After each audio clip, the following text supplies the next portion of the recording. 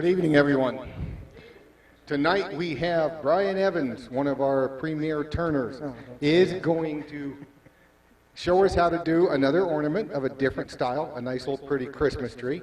And he's going to use the chatter tool in doing it. And I'm going to let Brian do his work, because he does better than I can talk. Don't brag on me. You never know what's going to happen. So before I start, though, there's a couple of things I'd like to say. First of all, I'd like for you all to keep our friend and fellow woodturner Bill Hancock in your thoughts. He's not doing real well. He's 98 now. You know, he turned up until he was about 96 or 97. But he's in an assisted living facility up near Denison. He's not doing too great. So just remember Bill sometime. The other is, I just got back from Philadelphia.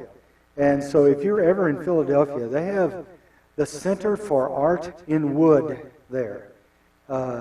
It is a museum. They have demonstrations. They have exhibits by individual artists. They have hundreds of woodturners. And almost everybody that you've ever heard of is there. It's free.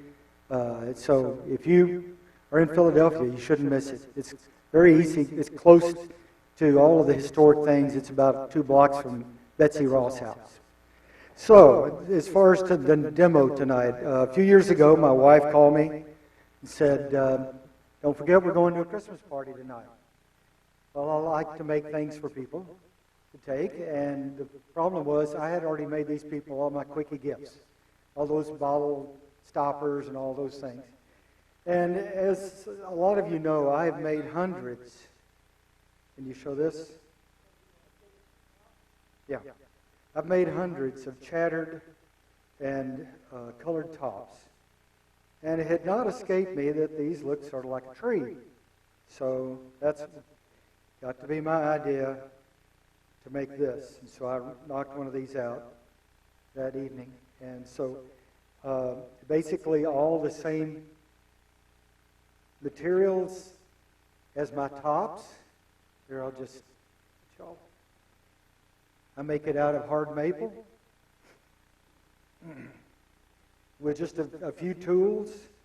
So this is hard maple. This is 8/4, so this is going to be about 1 3/4 inches. I use for the color, I use paint pens. This brand is Tombow. I get it from Azel Art Supply. The one that I go to is over at Coit and Beltline. Okay? And when you go there, they've got lots of different shades of different colors. Okay? So don't buy them all. These things dry out. Okay? Just get what you need then. And when you need a new color, go back and get it then. Because if you keep them for several years, they don't work nearly as well. Okay? This is chattered. Chattering is great because when you chatter, you hardly ever have to sand. And that's something we all like to avoid. And then for a finish, I just use carnauba wax. So before I start, I will say a little about chattering. Now, I did a chattering demo several years ago. I guess it's in the library. I don't know. But if you did not see that, you can look at that. Or if you want to know something about chattering, you can ask me. After the demo, the Saturday afterwards, we made a bunch of these chattering tools. Hopefully some of you still have them and have used them. But you can go... Oh, okay. So mine is a real expensive. This one may have cost $3, but you can go out and spend a lot of money on store-bought ones if you want. But it's nothing but a piece of cold rolled steel. I cut a slot in it with a hacksaw, and I tapped a hole right there. This is part of a bandsaw blade, but the bandsaw blades that we have in our shops are just too thin. Okay, this is an industrial bandsaw blade, and I still have some of this. So if any of you want some, let me know. So we're looking for a combination on this. You've got to have something that will flex, but it's got to be hard enough to go into the wood. We're not cutting the wood. We're just denting the wood, okay? So you're looking for that combination. So you probably have something in your shop that'll do the same. I made this day before, about Monday. This is just an old cutter, as you can see. I did the same thing. I ground it. Okay, go back to this. Okay, I ground it at this angle. You don't want this point to be too sharp. Put two bevels on it. The angle of the bevel does not matter. Okay? Once you've done that, you're going to have a burr on top. Take that off. Okay? Since we're not cutting, it doesn't have to be sharp. You know, you don't need to do this very often. I do that about once or twice a year. And I have made a lot of tops. Okay, so I did the same thing on this. It's got the same, except small. And so let's just see how it works.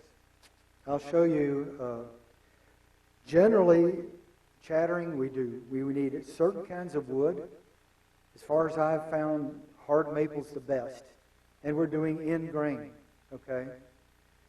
On the project we're doing tonight, we're doing side grain, which is a different animal. Okay, so let's see if I can figure this out. Okay, I'm just going to be guessing on the speeds. The basic rule is the smaller the diameter, the faster speed. And what you're looking for is a sound that we don't like in woodturning. Okay, this sound, you know, that's why one reason they call it chattering, I guess. Let's see what we got here. We'll try that. Nope. You can tell by the sound.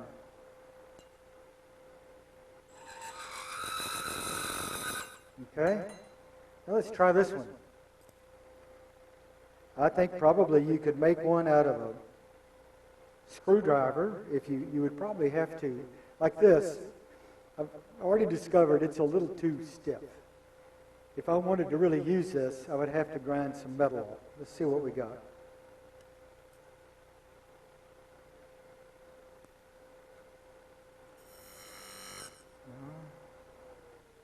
Let me try. Terrible sound. Sorry about that. Okay, let's see what we got here.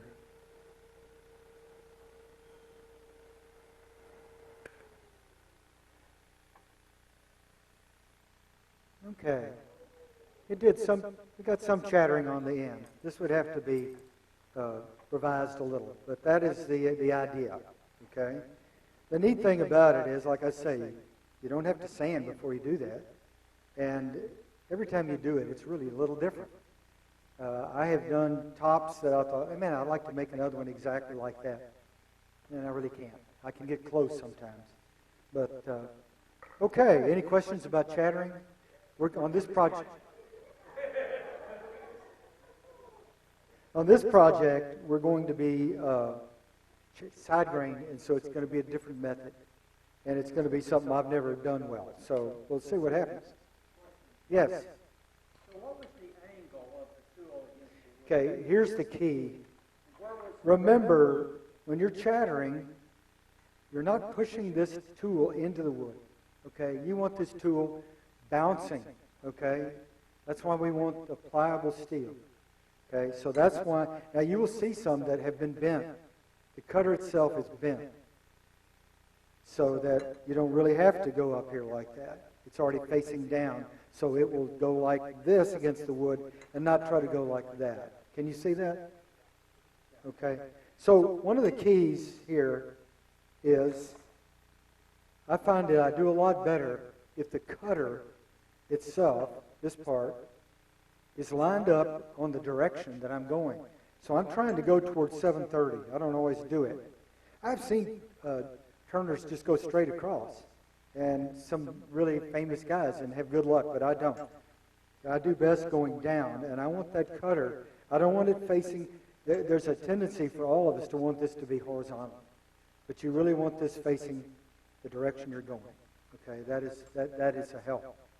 But you're looking for that sound, and as you get out, for instance, on this top, let's see, where are we? Well, let's see. All right. Oh, you're coming from there. On this top, I would have changed speed 3 times. Okay, because if I use the same speed to get this chatter on the smallest chatter, out here, it would just be a jumble. Okay? So that's just something you have to learn. You have to just practice that. Yes. Yes. Yes. The larger the diameter, the slower you go. And you just have to experiment. And it also depends on what you want. If you want a nice, even chatter out there, that's what you do. But if you want it kind of wild, you can go faster. So you just have to experiment. Okay. Bonnie Klein has a book out, and I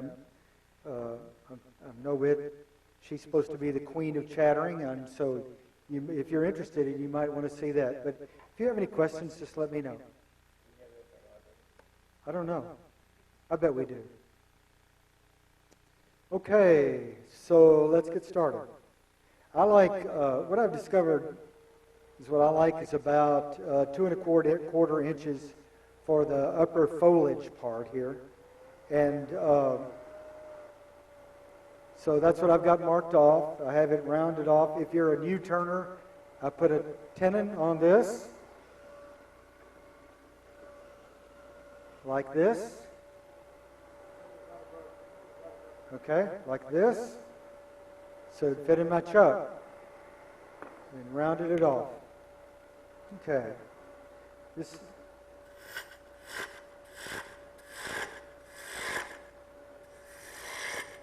Now, you don't need many tools for this.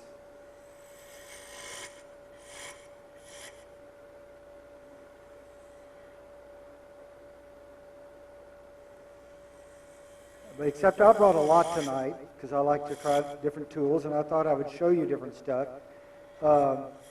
Let's just get this.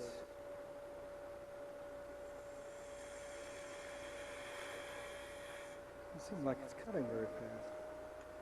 It's moving.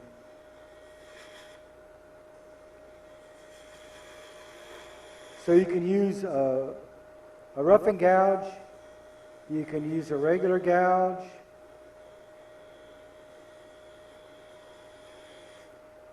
The best thing for long, gentle curves is a skew. Okay? But if you don't, now I don't sell tools. And I bought too many tools that I don't need. So don't go run out and buy this. But if you do not like using a skew for this, like that, okay? This is a tool that I think is great. It's hard to even find these because it's really a tool for spindle turning. And people in the United States really are kind of off of spindle turning. But it is, you would say it's a European grind. It's a forged tool, so it's wide. So it cuts really well on these long curves. It cuts better than our round gouges. Okay, let me make sure I measured this right. It looks long to me. I'm kind of out of it right now. It is long. I thought so. But that's okay. I've got lots of extra length here. I'll just take off 1/4 inch. Now I needed to get rid of that chatter anyway. Okay. So, a couple of more cuts and we'll be down there.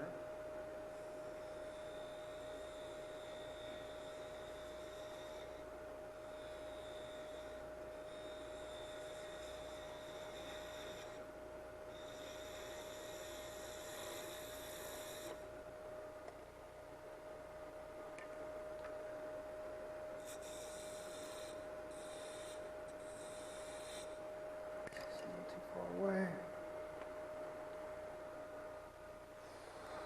Just check this. Good.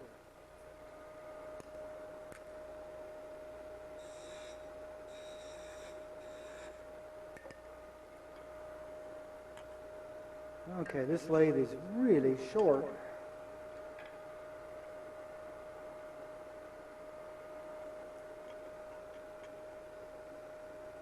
Go ahead and turn this little ball on the top. Now you've probably seen these that have, you might have a cross that you turn on top or a star. You can do any of those. But one thing about it is I find these this small are kind of hard to turn. But it doesn't really matter. These are kind of folky looking things anyway. So if you don't get a true sphere here, don't worry about it.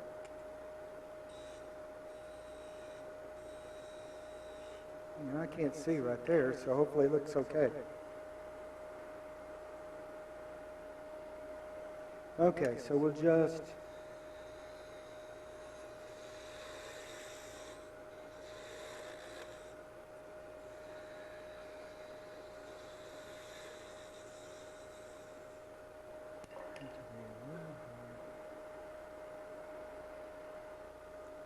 Everything's different when it's not your shop, isn't it?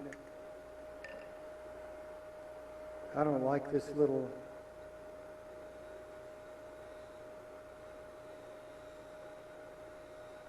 thing there, okay.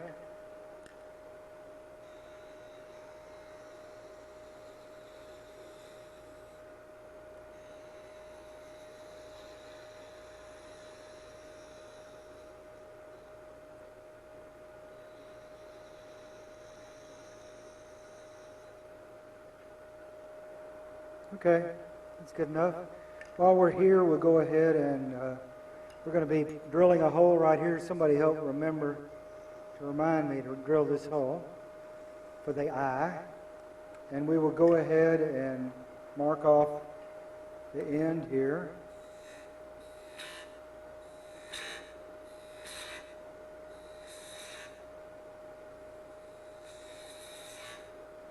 You want this underside curved. Okay? So now, I don't usually sand during a demo, but let me just hit this real fast.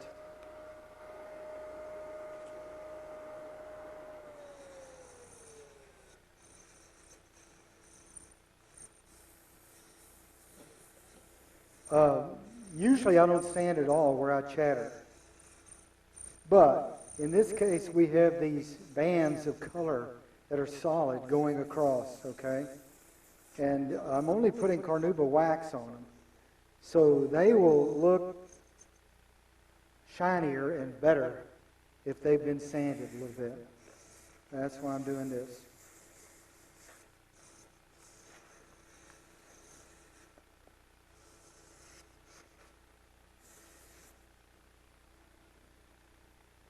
Okay, I'm just...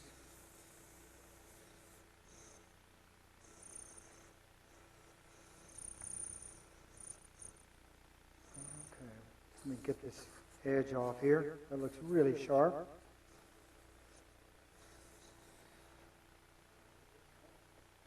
And one more. You know, I shouldn't touch the wood. And I should tell you while I'm turning, don't touch the wood. But it's a bad habit of mine. You will see these really professional, really good turners do that. And when the... You should never do it if it's anything large. I read Raffin, if you're just sanding wood, sanding in the wrong place, he broke his knuckles twice, okay? And he's one of the most famous turners in the world, okay? So you should never touch the wood when this is near. But you will see experts do it. But if you will notice, they don't touch it here, okay? Because if you touch it here, something bad happens. It just takes your hand, goes right in between the wood and the tool rest. And it hurts, and I know that. So if you were going to touch it, and I'm telling you now, don't touch the wood. But if you were going to touch it, you touch it here. Okay? So that it's not going to take you over. Okay, so now it's time to color.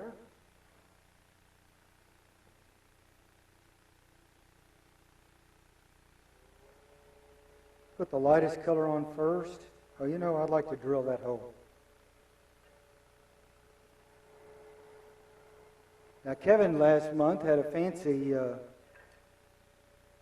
me just get rid of some of these. he had a fancy pin vise to hold his little drill bit, but I just get by with my vice grips here. If I can find this hole in the dark.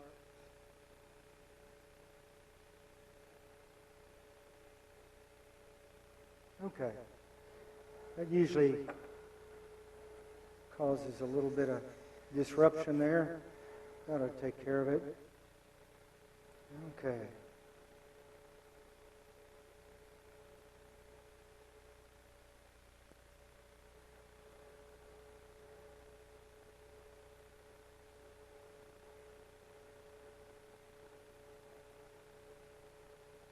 Now, there's different ways when you're chattering.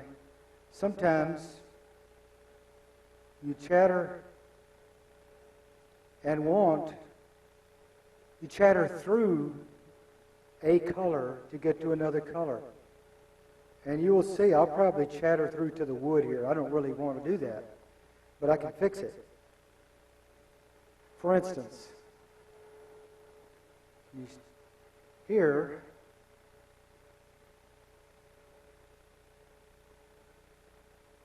I chattered, well, no, I didn't do it on this one. Never mind. But you will put one color on and then another color over it and chatter down to the other, or even down to bare wood.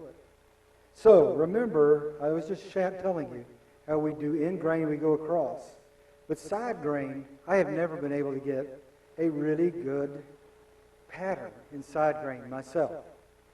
I don't know what it is. I don't know how they do it. But I get disruption, and that's what I'm looking for. I just want it to look like foliage or something, and that's what I'm looking for. But you go from underneath, okay? Do not stick this into the wood, because this point will just tear it up, okay? It looks terrible. And so hopefully, let's see, let me just see what I got here. We're going to have to go completely on sound.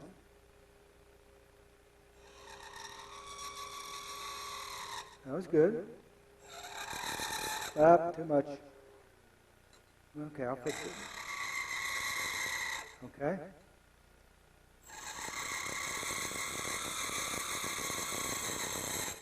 Okay, this one I just stuck in it a little too much. I am actually, if you can see this, if this is the piece, I've actually got, let's see, how can I show you? I've got it underneath. I've got it underneath so that the point is not pointing into the wood, it's just resting. Let's just see what I got there. Okay.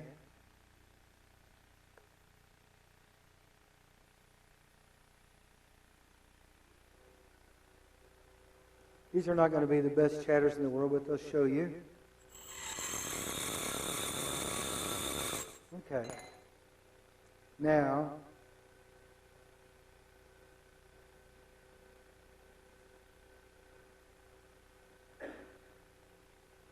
fix all that, and let me reverse it.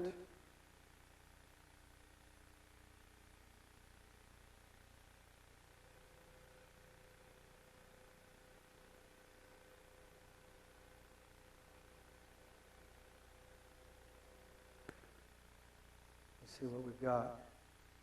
Okay, we've gone through a little bit here, but all you need to do is just mark it and rub it.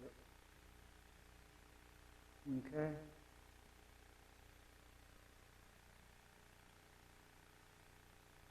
And I'm not going to make it perfect, but you just put these in, rub it in, and it's okay. There's a real white one there. I'll get it.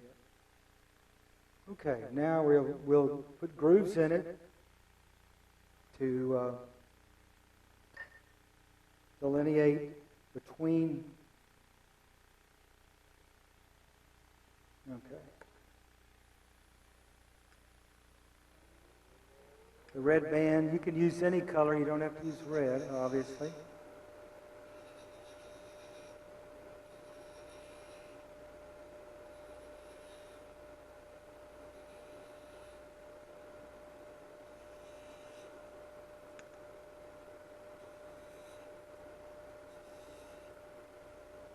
Okay.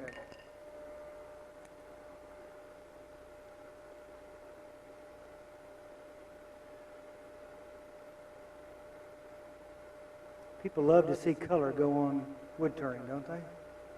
That's when I have turned in public, they just love it.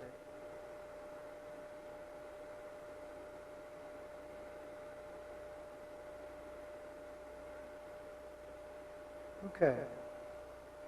So now while we're letting that dry, before we put the wax on it, we will go ahead and work on the back end, the bottom.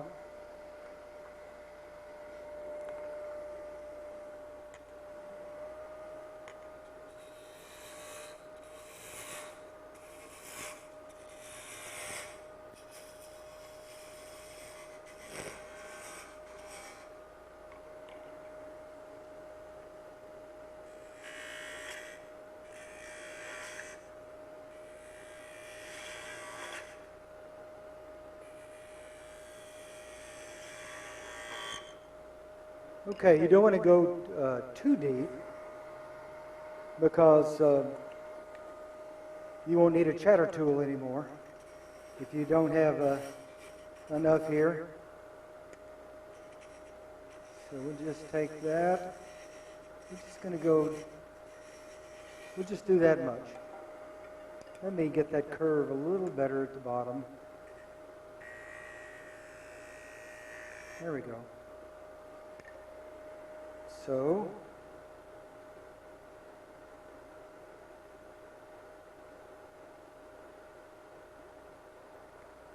now I'm about to work back here.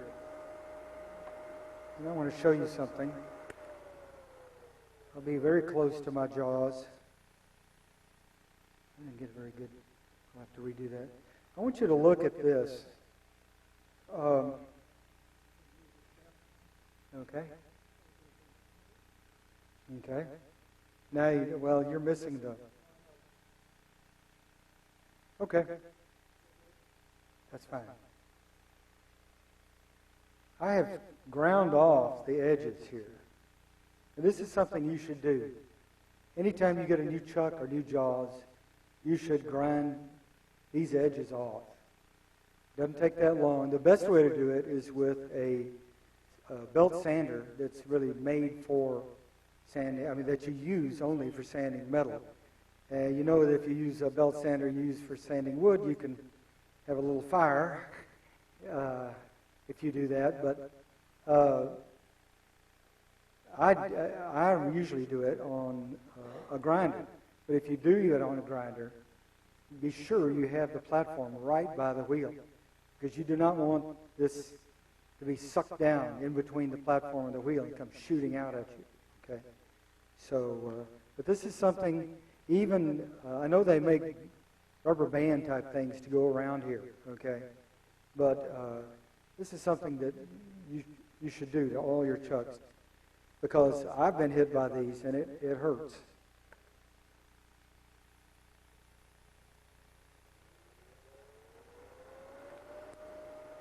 Okay, let's see where we are here. That's too fast.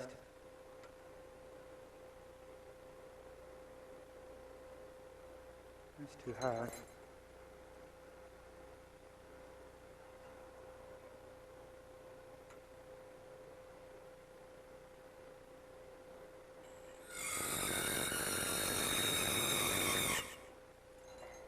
Okay.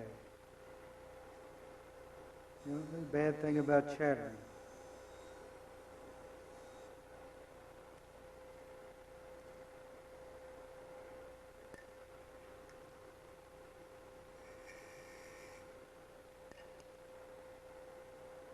So, I like to take that edge off a little more. Now, one thing I didn't mention in the design, what you really want is a curve that goes all the way up. Sometimes it's hard to do, all the way to this edge. It's going to always look better if you do that. So sometimes it's kind of hard to turn something like that. It feels like you're really having to go down in it. But you need to try to do that. And then one of the things that drives you crazy is you've managed to turn it, and then when you sand it flat. You lose your curve. So just be careful on that. It really looks best if it's just going right up there. to that end. And I see, okay, I see something I need to fix here.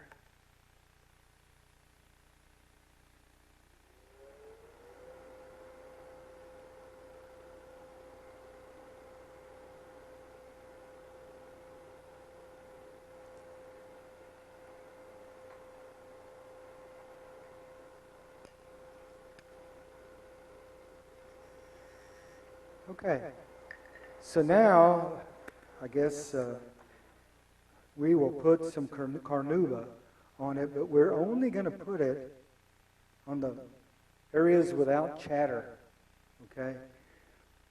And you have to be very careful with carnauba, because if you put it on too thick, it looks terrible.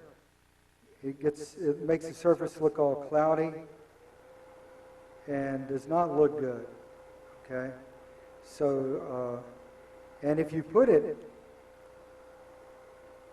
on the part that's been chattered, you've just ruined it. Because the wax will gather all in the depressions. You can't get it out. And it looks terrible.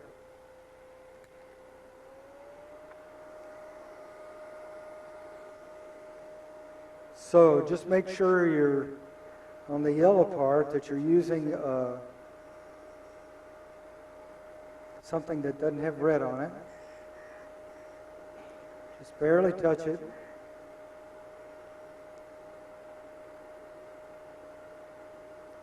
I can find a piece and sneak in there.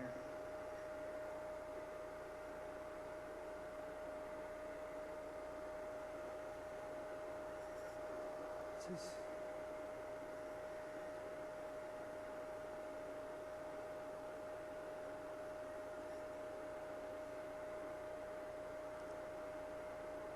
another coat.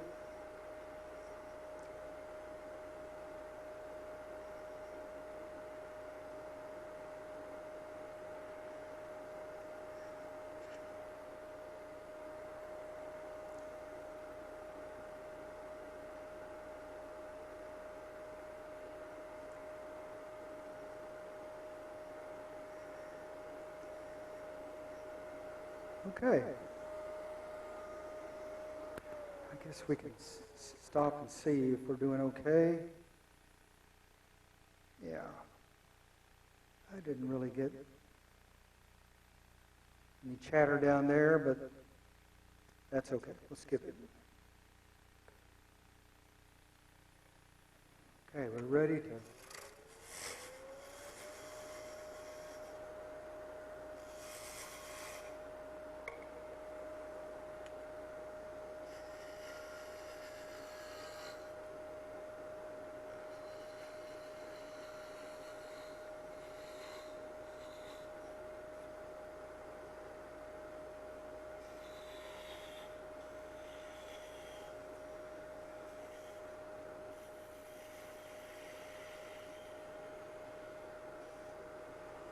I really can't see down there very well.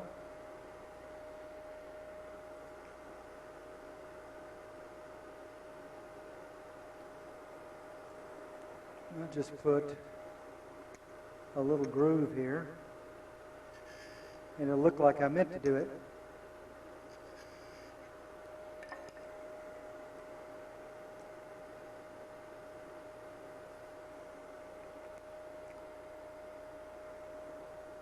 Okay, we'll get this paint off here.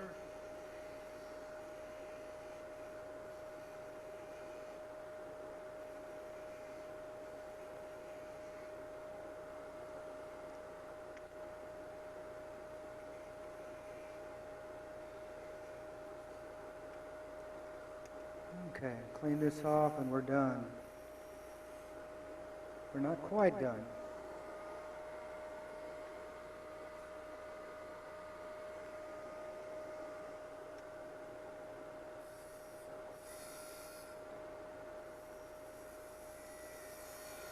Let's see.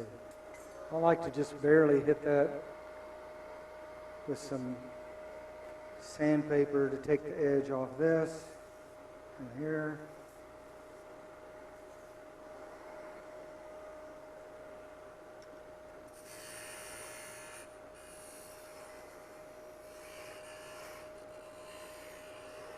Okay. You notice I haven't put the eyelet in yet, the eye up here, because we still have to buff it. Okay. And you can use your, I thought, I usually use my gouge for this. I'm a little into the weather, so I thought I wouldn't use my gouge and cut my finger in front of all of y'all.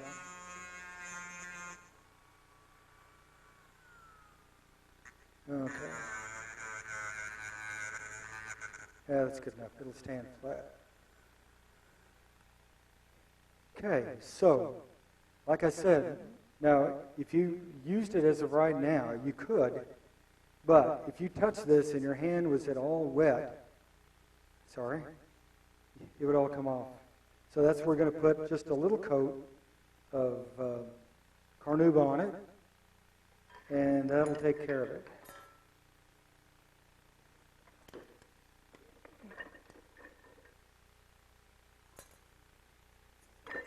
If I can get the chuck off.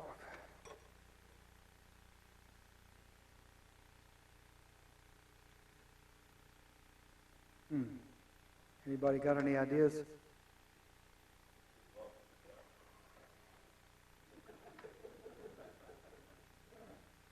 Let's see. Oh, man. There it is.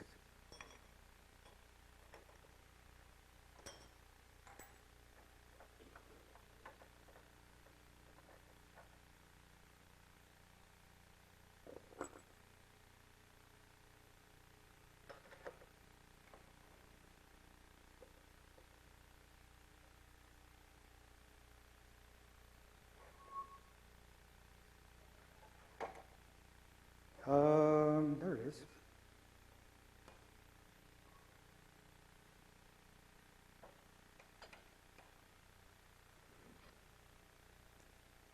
Okay.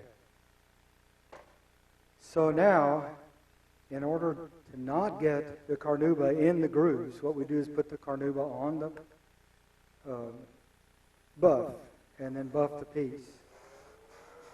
And I like to put on these nitro gloves because it makes it a little easier to hold, and I don't want to throw it in Jimmy's lap.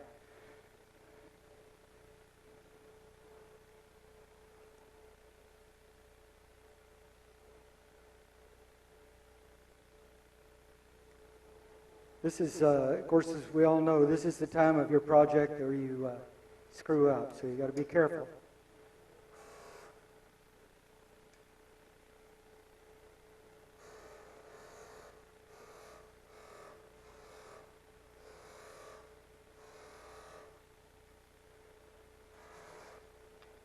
Just put a little bit on at a time.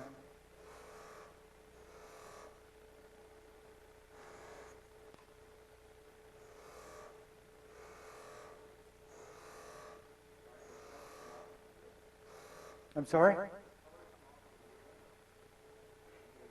You know, I've used this a lot, and it has very little color on it. I don't understand. You would think it would. I saw Bonnie Klein's, and it had lots of color on it. I don't know what I'm doing wrong.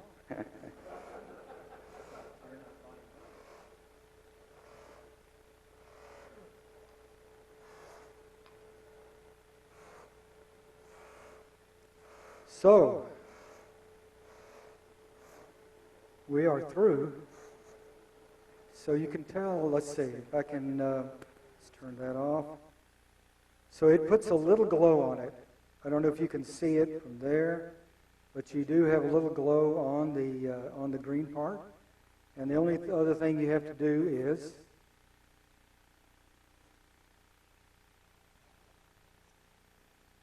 to put in the eye, and I get somebody to tie the ribbon on there. I'm not very good at that.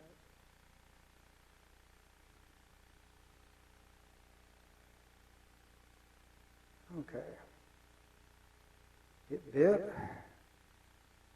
You don't want, as I was saying, you can use, I have seen for the top here, I've seen where you do the profile of a cross or a star or an angel and then flatten it on either side with your sander. You don't have much room here. I don't know if you could do those. One thing you want to make sure is you want to be sure that it's bigger than your eyelet, because it's going to look a lot better if it is. But otherwise, do I have any questions? Okay, thanks.